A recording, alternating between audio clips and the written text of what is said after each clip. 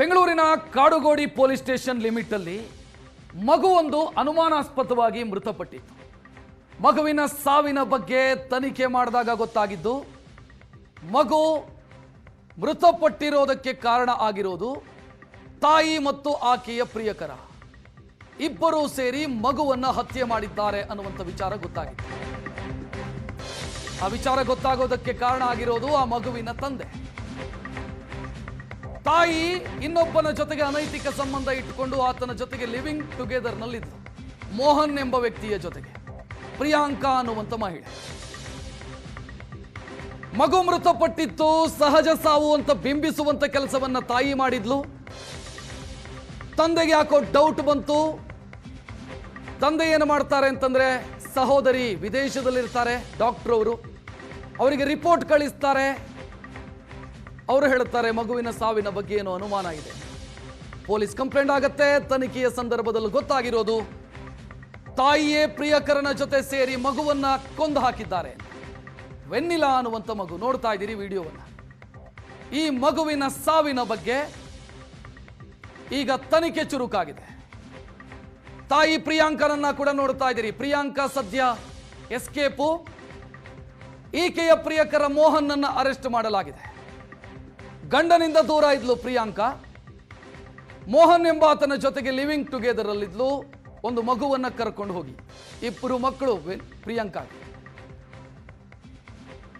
ತಮ್ಮ ಸಂಬಂಧಕ್ಕೆ ಮಗು ಅಡ್ಡಿಯಾಗತ್ತೆ ಅನ್ನೋ ಕಾರಣಕ್ಕಾಗಿ ಮಗುವನ್ನ ಕೊಂದು ಹಾಕಿದ್ದಾರೆ ಅನ್ನೋ ವಿಚಾರ ಗೊತ್ತಾಗಿದೆ. ಮರಣೋತ್ತರ ಪರೀಕ್ಷೆಯ ವರದಿ ಬಂದ ನಂತರ ಮಗು ಫುಡ್ ಪಾಯ್ಸನ್ ನಿಂದ ಮೃತಪಟ್ಟಿರೋದಲ್ಲ, ಬದಲಾಗಿ ಮಗುವನ್ನ ಹೊಡೆದು ಬಡಿದು ಥಳಿಸಿ ಕೊಂದಿದ್ದಾರೆ ಇವರು. ಮಗುವಿನ ಹೊಟ್ಟೆಯ ಭಾಗದಲ್ಲಿ ಬ್ಲೀಡಿಂಗ್, ಇಂಟರ್ನಲ್ ಬ್ಲೀಡಿಂಗ್ ಇದೆ ಪೋಸ್ಟ್ ಮಾರ್ಟಮ್ ರಿಪೋರ್ಟ್ ಅಲ್ಲಿ. ಮಗುವಿನ ತಂದೆ ಪ್ರವೀಣ್ ಕಣ್ಣೀರು ಹಾಕ್ತಾ ಇದ್ದಾರೆ. ಮಗು ಬೇಡ ಅಂತ ಆದ್ರೆ ನನ್ನ ಕೈಯಲ್ಲೇ ಕೊಡಬಹುದಿತ್ತು, ನಾನು ಸಾಕ್ತಿದ್ದೆ. ಈಕೆಯ ಅನೈತಿಕ ಸಂಬಂಧದ ಹುಚ್ಚಿಗೆ ಮಗುವನ್ನ ಕೊಂದು ಹಾಕಿದ್ದಾಳೆ. ಈಗ ಪ್ರಿಯಾಂಕಳಿಗಾಗಿ ಪೊಲೀಸರು ಹುಡುಕಾಡ್ತಾ ಇದ್ದಾರೆ. ಪಾಪ ಈ ಪ್ರವೀಣ್ ಎಷ್ಟೊಂದು ಅಮಾಯಕ ಅಂತಂದ್ರೆ, ಮಗು ಫುಡ್ ಪಾಯ್ಸನ್ ನಿಂದ ಮೃತಪಟ್ಟಿದೆ ಅನ್ನೋದು ಗೊತ್ತಾದಾಗ ಮಗುವಿನ ಅಂತ್ಯಕ್ರಿಯೆಗೆ ಬಂದಿದ್ದಂತ ಪ್ರವೀಣು ಆಗಿದ್ದಾಗೋಯ್ತು, ಇನ್ನಾದರೂ ಚೆನ್ನಾಗಿ ಸಂಸಾರ ಮಾಡ್ಕೊಂಡು ಹೋಗೋಣ ಅಂತ ಕರ್ಕೊಂಡು ಬರೋದಕ್ಕೆ ಅಂತ ಬಂದಿದ್ರು ಪತ್ನಿಯನ್ನು. ಬಟ್ ಪತ್ನಿ ಒಪ್ಪಿರ್ಲಿಲ್ಲ. ಆಗ್ಲೇ ಡೌಟ್ ಬಂದಿತ್ತಂತೆ ಪ್ರವೀಣಿಗೆ, ಮಗುವನ್ನ ಕೊಂದಿರಬೇಕು ಇವರು ಅಂತ. ತನಿಖೆ ಮಾಡಿದಾಗ ಗೊತ್ತಾಗಿದೆ ಮಗುವನ್ನ ಕೊಂದಿದ್ದಾರೆ. ಮಗು ಫುಡ್ ಪಾಯ್ಸನ್ ನಿಂದ ಮೃತಪಟ್ಟಿರೋದಲ್ಲ. ತಾಯಿ ಹೇಳಿರೋದು ಬಿರಿಯಾನಿ ತಿಂತು ಮಗು, ಐಸ್ ಕ್ರೀಮ್ ತಿಂತು ಮಗು, ಅದಾದ ನಂತರ ಆರೋಗ್ಯದಲ್ಲಿ ಏರುಪೇರಾಯಿತು, ಮಗು ಮೃತಪಟ್ಟಿದೆ.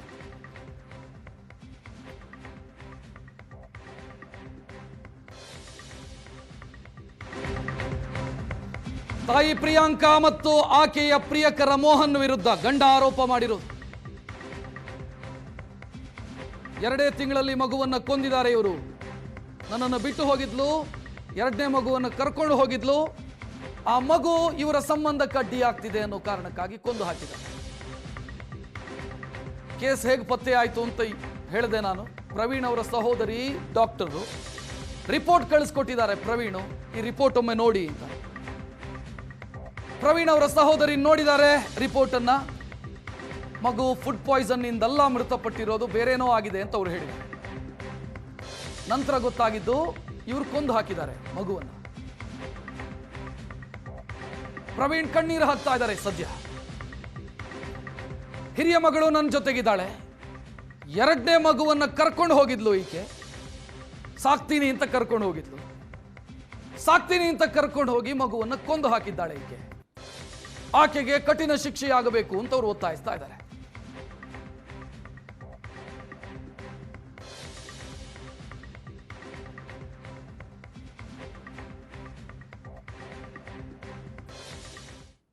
ತಾಯಿ ಪ್ರಿಯಾಂಕಾ ಹೇಳಿದ್ದು ಫುಡ್ ಪಾಯ್ಸನ್ನ ಕಾರಣಕ್ಕಾಗಿ ಮಗು ಮೃತಪಟ್ಟಿದೆ ಅಂತ. ಫಸ್ಟ್ ಪೋಸ್ಟ್ ಮಾರ್ಟಮ್ ರಿಪೋರ್ಟ್ ಅನ್ನು ನೋಡಿದ್ರೆ ನಿಜಕ್ಕೂ ಆಗತ್ತೆ. ಯಾಕಂತಂದ್ರೆ ಮಗುವಿಗೆ ಎಷ್ಟು ಟಾರ್ಚರ್ ಕೊಟ್ಟಿದ್ರು ಇವರೆಲ್ಲ ಸೇರ್ಕೊಂಡು ಅನ್ನೋದು ಆ ಪೋಸ್ಟ್ ಮಾರ್ಟಮ್ ರಿಪೋರ್ಟ್ ಕ್ಲಿಯರ್ ಆಗಿ ಹೇಳ್ತಾ ಇದೆ. ಮಗುವಿನ ಲಂಗ್ಸ್ನ ಪೈಪು ಸಂಪೂರ್ಣ ನಜ್ಜುಗುಜ್ಜಾಗಿತ್ತು. ಮಗುವಿನ ಹೊಟ್ಟೆಯಲ್ಲಿ 400 ml ನಷ್ಟು ಬ್ಲಡ್ ಕ್ಲಾಟ್ ಆಗಿದೆ, ಇಂಟರ್ನಲ್ ಬ್ಲೀಡಿಂಗ್. ಅಂದ್ರೆ ಹೊಡೆದಿದ್ದಾರೆ, ಬಡ್ದಿದ್ದಾರೆ, ಮಗುವಿಗೆ ಹೊಡೆದು ಬಡ್ದು ಕೊಂದು ಹಾಕಿದ್ದಾರೆ ಪಾಪಿಗಳು. ತಂದೆ ಕಣ್ಣೀರು ಹಾಕ್ತಾ ಇದ್ದಾರೆ. ಈಗ ಪೊಲೀಸರ ತನಿಖೆಯ ಬಗ್ಗೆಯೇ ಅವರಿಗೆ ಅನುಮಾನ ಸೃಷ್ಟಿಯಾಗ್ತಾ ಇದೆ. ಪೊಲೀಸರಿಗೆ ಏಪ್ರಿಲ್ನಲ್ಲೇ ಮರಣೋತ್ತರ ಪರೀಕ್ಷೆಯ ವರದಿ ಸಿಕ್ಕಿದೆ. ಬಟ್ ಪೊಲೀಸರು ಏನೂ ಕ್ರಮ ಕೈಗೊಂಡಿರಲಿಲ್ಲ. ಪೊಲೀಸರು ನಿರ್ಲಕ್ಷ್ಯ ವಹಿಸಿದ್ರು. ಒಬ್ಬ ಚಾಣಾಕ್ಷ ತನಿಖಾಧಿಕಾರಿ PM ರಿಪೋರ್ಟ್ ಅನ್ನು ನೋಡಿದ ಕೂಡಲೇ ಗೊತ್ತಾಗುತ್ತೆ. ಕಾಸ್ ಆಫ್ ಡೆತ್ ಬರೆದಿರ್ತಾರೆ, ಅದು ಸಾವಿಗೇನು ಕಾರಣ ಅಂತ. ಬಟ್ ಕಾಡುಗೋಡಿ ಪೊಲೀಸರು ಅದರ ಬಗ್ಗೆ ಯೋಚನೆ ಮಾಡಲಿಲ್ಲ. ಫುಡ್ ಪಾಯ್ಸನ್ ಆಗಿ ಮೃತಪಟ್ಟಿರೋದಕ್ಕೂ ಹೊಡೆದು ಬಡದು ಕೊಂದು ಹಾಕೋದಕ್ಕೂ ವ್ಯತ್ಯಾಸ ಇದೆ. ಪೋಸ್ಟ್ ಮಾರ್ಟಮ್ ಅದನ್ನು ಹೇಳ್ತಾ ಇತ್ತು, ಪೋಸ್ಟ್ ಮಾರ್ಟಮ್ ರಿಪೋರ್ಟ್. ಪೊಲೀಸರು ಯಾಕೆ ನಿರ್ಲಕ್ಷ್ಯ ವಹಿಸಿದ್ರು ಅನ್ನುವಂಥ ಪ್ರಶ್ನೆಯನ್ನು ಪ್ರವೀಣ್ ಕೇಳ್ತಾ ಇದ್ದಾರೆ.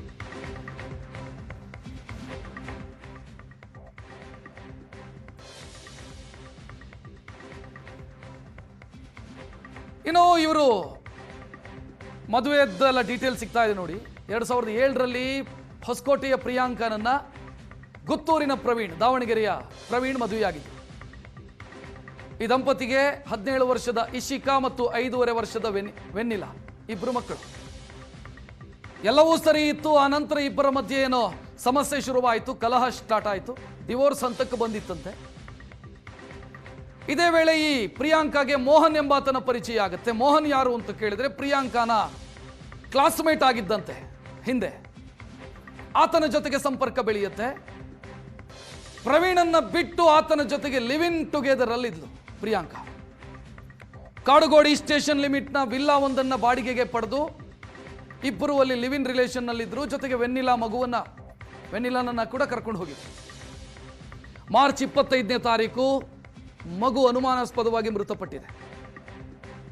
ಪ್ರಿಯಾಂಕಳನ್ನ ಕೇಳಿದಾಗ ಆಕೆ ಹೇಳಿದ್ದು, ಮಗುವಿಗೆ ಐಸ್ ಕ್ರೀಮ್ ತಿನ್ನಿಸಿದ್ದೆ, ಬಿರಿಯಾನಿ ತಿನ್ನಿಸಿದ್ದೆ, AC ಹಾಕಿ ಕಾರಲ್ಲಿ ಕೂರಿಸಿದ್ದೆ, ಮಗು ಮೃತಪಟ್ಟಿದೆ, ಮಗುವಿನ ಆರೋಗ್ಯದಲ್ಲಿ ಏರುಪೇರಾಗಿದೆ. ಡೌಟ್ ಬರುತ್ತೆ, ದೂರು ದಾಖಲಾಗುತ್ತೆ.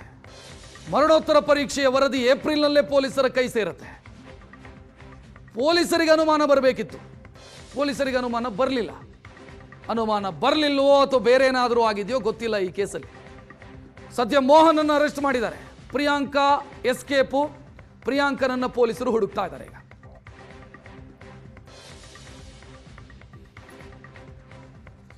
ಪ್ರವೀಣ್ ಅವರು ಮಾತನಾಡಿದ್ದಾರೆ ಸುವರ್ಣ ನ್ಯೂಸ್ ಜೊತೆಗೆ, ನೋಡೋಣ. ಹೆತ್ತ ತಾಯಿಯೇ ತನ್ನ 5.5 ವರ್ಷದ ಕಂದಮ್ಮನ ಕೊಲೆ ಮಾಡಿದ ಏನು ಆರೋಪ ಕೇಳಿ ಬಂದಿತ್ತು. ಈ ಕುರಿತಂತೆ ಮಾತನಾಡಲು ಆ ಕಂದಮ್ಮನ ತಂದೆಯವರು ಈಗ ನಮ್ಮ ಜೊತೆಗಿದ್ದಾರೆ. ಸರ್, ಈಗ ಬಹಳ ದೊಡ್ಡ ದುರಂತ ಇದು. ಒಬ್ಬ ತಾಯಿಯೇ ತನ್ನ ಮಗುವನ್ನೇ ಕೊಲ್ತಾರೆ ಅಂತಂದರೆ ಆ ಮಟ್ಟಿಗಿನ ದ್ವೇಷ, ಮಗುವಿನ ಮೇಲೆ ಏನು ದ್ವೇಷ ಇತ್ತಂತೀರಿ ಸರ್? ಸರ್, ಅವಳೇ ಮಾಡಿದಾಳೋ ಇಲ್ಲ ಅವ್ನು ಮಾಡಿದಾರೋ ನಮಗೆ ಗೊತ್ತಿಲ್ಲ ಸರ್. ಪೊಲೀಸ್ ಇನ್ವೆಸ್ಟಿಗೇಷನ್ ಆಗಬೇಕು, ಅವ್ರ ರಿಪೋರ್ಟ್ ಬಂದಾಗಲೇ ಗೊತ್ತಾಗೋದು ಸರ್. ಆದರೆ ಒಂದು ಆನ್ ಸೆಟಲ್ಲಿ ಇವಾಗ ಇವರಿಬ್ರದ್ದು ಹೊಸ ಪ್ರೇಮ. ಈ ಮಗುನ ಇವ್ರದ್ದೇನೋ ಲವ್ ಮಾಡೋ ಟೈಮಲ್ಲಿ ಮಗು ಮಧ್ಯದಲ್ಲಿ ಹೋಗೋದು, ಆ ಥರ ಏನೋ ಡಿಸ್ಟರ್ಬೆನ್ಸ್ಗೆ ಆ ಥರ ಏನಾದ್ರು ಮಾಡಿದಾರ, ಅದು ಯಾವುದು ಸ್ಪೆಕ್ಯುಲೇಟ್ ಮಾಡೋಕೆ ಆಗ್ತಾ ಇಲ್ಲ ಸರ್. ನಮಗೆ ಏನು ಕಾರಣ ಅನ್ನೋದು ನಮಗೆ ಗೊತ್ತಿಲ್ಲ ಸರ್. ನಮಗೆ ಯಾಕೆ ಈ ಥರ ಆಗಿದೆ ನನ್ನ ಮಗುಗೆ ಅಂತಲೇ ಗೊತ್ತಾಗ್ತಾ ಇಲ್ಲ ಸರ್ ನಮಗೆ. ನಾನು ನನ್ನ ದೊಡ್ಡ ಮಗಳು ಮತ್ತು ಚಿಕ್ಕ ಮಗಳನ್ನ ಮತ್ತು ನಾನು ಹೇಳ್ತೀನಿ, ಇವು 3ರಿಂದ ಸಪ್ರೇಟ್ ಆಗಿದ್ದೆ 12ನೇ ತಾರೀಕು ಜನವರಿ ಸರ್. ಅವತ್ತು ನನಗೆ ಮುಚ್ಕೊಂಡು ಸೈನ್ ಆಗ್ತಾ ಇರಬೇಕು ಡಿವೋರ್ಸಿಗೆ, ಅದೊಂದು ಮನೆ ಬಿಟ್ಟು ತೊಲಗ್ತಾ ಇರು ಅಂತ ಹೇಳಿದ್ರು. ಒಂದು 4 ಜೊತೆ ಬಟ್ಟೆ ಹಿಡ್ಕೊಂಬಿಟ್ಟು ನಾನು ಮನೆಯಿಂದ ಆಚೆ ಹೊರಟು ಬಂದೆ ಸರ್. ಅದು ಆಗಿ ಜನವರಿ ಎಂಡ್ ಒಳಗಾಗಲೇ ನನ್ನ ದೊಡ್ಡ ಮಗಳು ಬಂದ್ಬಿಟ್ರು ಸರ್ ನನ್ನ ಹತ್ರ. ಅವರು ಫೋನ್ ಮಾಡಿದ್ರು, ನಾವು ಹೋದ್ವಿ, ಕರ್ಕೊಂಬಂದ್ವಿ. ಪಾಪ ಅವರು ಹೇಳಿದ್ರು, ನಾನು ಏನೇ ಅಂದ್ರು ನಾನು ಪಾಪ ಜೊತೆಗೆ ಇರಬೇಕು ಅಂತ ಹೇಳ್ಬಿಟ್ಟು ಅವ್ರು ನನ್ನ ಜೊತೆಗೆ ಆದರು ಸರ್. ಇವರು ತೀರಾ ಚಿಕ್ಕ ಮಗು ಅಂತ ಹೇಳ್ಬಿಟ್ಟು ನಾನು ಒಂದು 4 ಲಾಯರ್ಸ್ ಕೇಳ್ಕೊಂಡೆ ಸರ್. ಅವ್ರು ಹೇಳಿದ್ರು, ಇಲ್ಲ ಪಾಪು ತುಂಬ ಚಿಕ್ಕದಾಗಿದ್ದರಿಂದ ಮಮ್ಮಿ ಕಸ್ಟಡಿ ಬಿಟ್ಟು ಪಪ್ಪ ಕಸ್ಟಡಿಗೆ ಕೊಡೋದಿಲ್ಲ ಅಂತ ಅವ್ರ ಲಾಯರ್ಸು ಅದನ್ನ ಹೇಳಿದ್ರು. ನಾವೊಂದು ಕೆಲಸ ಮಾಡೋಣ, ವಿಲ್ ಫೈಟ್ ಥ್ರೂ ಲಾ ಅಂದನೇ ಫೈಟ್ ಮಾಡೋಣ.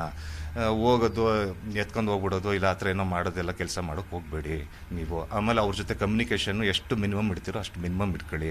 ಅವರು ಫೋನಲ್ಲಿ ನೀವು ಮಾತಾಡೋದನ್ನ ರೆಕಾರ್ಡ್ ಮಾಡಿಬಿಟ್ಟು ನಾಳೆ ಅದು ಡಿಜಿಟಲ್ ಎವಿಡೆನ್ಸ್ ಆಗಿ ಕೋರ್ಟಲ್ಲಿ ಪ್ರೂವ್ ಮಾಡ್ತಾರೆ. Unfit to be a father ಇವನು ಹಂಗೆ ಇವ್ನು ಹಿಂಗೆ ಅಂತೆಲ್ಲ ಇದು ಮಾಡಿಬಿಡ್ತಾರೆ. ಅದಕ್ಕೆ ನೀವು ಕಮ್ಯುನಿಕೇಷನ್ ಮಿನಿಮಮ್ ಇಡ್ರಿ ಅಂತ ಹೇಳ್ಬಿಟ್ಟು ನಮ್ಮ ಲಾಯರೇ ಹೇಳ್ಕೊಟ್ಟಿದ್ದು ಸರ್. ಅಲ್ಲ, ನಿಮ್ಮಿಂದ ದೂರವಾದ 2 ತಿಂಗಳಿಗೆ ಈ ರೀತಿ ಕೃತ್ಯ ನಡೆದಿದೆ? ಹೌದು ಸರ್. ಜನವರಿ ತಿಂಗಳು 12ನೇ ತಾರೀಕು ಆಚೆ ನಾನು ಆಚೆ ಬಂದಿದ್ದು ಸರ್. ಫೆಬ್ರವರಿ 1 ತಿಂಗಳು ಬಿಟ್ಟು ಜನವರಿ ಎಂಡಲ್ಲಿ ಮಗಳು ಬಂದ್ಬಿಟ್ರು ಸರ್. ಫೆಬ್ರವರಿ 1 ತಿಂಗಳು ಬಿಟ್ಟರೆ ಸರ್, ಮಾರ್ಚ್ 5ನೇ ತಾರೀಕು ನನ್ನ ಪಾಪುದು ಸಾವಾಗಿದೆ ಸರ್. ಯಾವಾಗ ವೆನ್ನಿಲಾ ಅವ್ರ ಜೊತೆ ಲಾಸ್ಟ್ ಮಾತಾಡಿದ್ದು ನೀವು ನೋಡಿದ್ದು? ಸರ್ ಪಾಪು ತೀರ್ಕೊಳ್ಳೋಕ್ಕೆ 24th ಅಂದರೆ 1 ವಾರನ 10 ದಿನ ಹಿಂದೆ ಇವರು ಗೋವಾಗೆ ಹೋಗಿದ್ರು ಹನಿಮೂನ್ ಟ್ರಿಪ್ಪಿಗೆ. ಅವಾಗ ಮಗುನ ಅವ್ರ ಅಮ್ಮನ ಮನೇಲಿ, ಇವ್ ಮೋಹನ್ ಪ್ರಿಯಾಂಕಾ ಅವರು ಸ್ಕೂಲ್ ಮುಂದೆ ಬಂದು ಸ್ಕೂಲ್ ನೋಡ್ಕೊಂಡು ಹೋಗಿರೋದು CCTV ಫುಟೇಜು ಇದೆ ಸರ್ ನಮ್ಮ ಹತ್ರ. ಕಾರ್ಯ ದಿವಸ 3ನೇ ದಿನ, ಆಮೇಲೆ 13ನೇ ದಿನದ್ದು ಪಾಪುದ ಕಾರ್ಯಕ್ಕೆ ಬರಲೇ ಇಲ್ಲ ಸರ್. ನಾನು ಒಬ್ಬನೇ ಕೂತ್ ಪೂಜೆ ಮಾಡಿಸಿದ್ದೆ ಸರ್ ಪಾಪುಗೆ. ಈಗ ಇವ್ರನ್ನ ಅರೆಸ್ಟ್ ಮಾಡಿದ್ದಾರೆ, ಅವ್ರನ್ನ ಇವ್ರ ಪ್ರಿಯಕರನ್ನ. ನಿಮ್ಮ ಪತ್ನಿ ಎಲ್ಲಿದ್ದಾರೆ ಗೊತ್ತಿಲ್ಲ? ಇಲ್ಲ ಸರ್, ಗೊತ್ತಿಲ್ಲ ಸರ್. ಹೌದು ಸರ್, ತಲೆ ಮರೆಸ್ಕೊಂಡು ಹೋಗಿದ್ದಾರೆ ಸರ್ ಅವ್ರು ಇವಾಗ. ಇದು 5 ವರ್ಷದ ವೆನ್ನಿಲಾ ಅವರ ತಂದೆಯವರು ಕಣ್ಣೀರಿಡ್ತಾ ಹೇಳ್ತಾರೋ ಅಂತ ಮಾತು. ಏನು ಅವರ ತಾಯಿ ಈಗ ಏನು ತಲೆಮರೆಸಿಕೊಂಡಿದ್ದಾರೆ, ಅವರಿಗಾಗಿ ಶೋಧ ಕಾರ್ಯ ಶುರುವಾಗಿದೆ. ತನ್ನ ಮಗಳು ಯಾವ ಕಾರಣಕ್ಕೆ ಸತ್ಲು, ಅವಳ ಸಾವಿಗೆ ಕಾರಣವೇನು, ಇಷ್ಟು ಬರ್ಬರವಾಗಿ ಹಿಂಸೆ ಕೊಟ್ಟು ಅವಳನ್ನು ಸಾಯಿಸಲು ಕಾರಣ ಏನು ಎಂಬುದು ನನಗೆ ಗೊತ್ತಾಗಬೇಕು ಅಂತ ಕಣ್ಣೀರಿಡ್ತಾ ಇರುವಂಥದ್ದು. ಕ್ಯಾಮ್ರಾಮನ್ ಕಿರಣ್ ಜೊತೆ ಮಾಂತೇಶ್ ಕುರುಬೆಟ್, ಈಶಾನೆಟ್ 4 ನ್ಯೂಸ್, ದಾವಣಗೆರೆ.